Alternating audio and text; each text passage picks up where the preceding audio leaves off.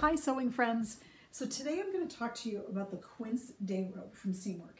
And I'm going to give you the good, the bad, and the ugly about this pattern and about whether you should sew it yourself.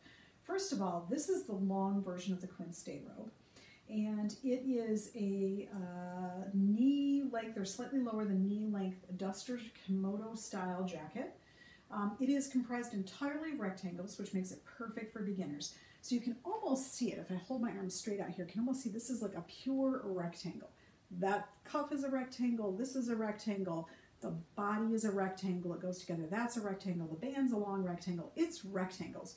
So if you're a brand new beginning sewist and you want to sew something, you can go ahead and try this pattern. I'm going to give you some tips on how to make it a better fitting pattern and a better working pattern for you. So the first thing I want to tell you is I think this is a smidge narrow under here. And I would actually drop this down and make this a little wider if I were making it again, and I might actually do that in my next version. But if you like the look of this, and I'm wearing this by the way with a fitted turtleneck, so the sleeves underneath this are pretty snug. This is the Nico from True Bias, and so this is not a wide sleeve under here. So if you're gonna wear it with anything else, you might want to have this be a little wider. Okay, so that's my first tip, just maybe to make this rectangle a little longer initially, and you'll have to adjust some stuff under here. The pockets are oversized, they overlap the side seam, which I really like, and these are, of course, this is a fairly drapey fabric, and they do that, but I actually like that particular look. Now, I did not interface the band, and I definitely think you need it because you can see that this band down here kind of waves around. They don't have you interface it. I think that's a no-go. I think you should interface this band no matter what fabric you're using, unless you're using a fairly heavyweight fabric and you're making the cropped version. I think there's a version that comes up to about right here. At that point, maybe you could get away with it like a kind of a firm denim or something like that. That might be appropriate. But definitely interface the front band if you're making anything that's sort of loose or drapey like this. Now, this is my muslin fabric. Somebody gave it to me. It was in a box of stuff. This is a faux suede knit. It's kind of not very stretchy in any direction. And as you can see, to stabilize that band after I'd already sewed it, I sewed a couple rows of channel stitching right here on the front just to kind of give it a little bit of stability, which I like. Now, do I like this garment? It's kind of a little bit, especially in this fabric, a little bit of a 1970s kind of Stevie Nicks vibe.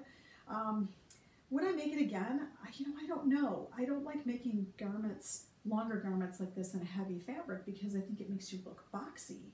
And at the same time, I wouldn't want to make the long version in a knit again because I think some of the same problems would occur. You'd have this kind of filminess and drapiness. So I don't know. I might make the short version just to try it out and see if I think that would be a better fit. And I have made kimono style jackets before. I've made the Wixton unfolding jacket, and that is a kimono style as well with not quite rectangular sleeves, but pretty rectangular sleeves.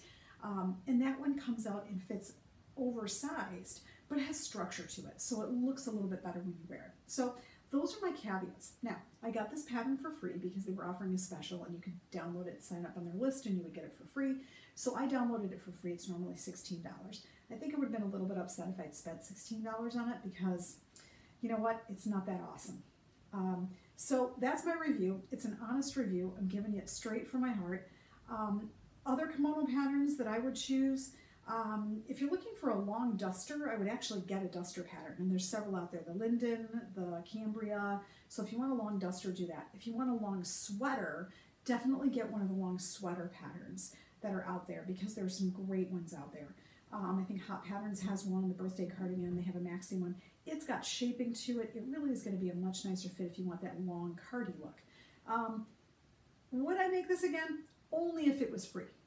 So there you go. There you have it. That's my review of the Quince Day Robe. Oh, before I go though, let me talk about Day Robe because the reason I originally got this in the first place, A, it was free, but B, Day Robe, that's like day drinking. It feels slightly naughty, like you're hanging out in your robe during the day, which we all did for 2 years, I think, somewhere around there.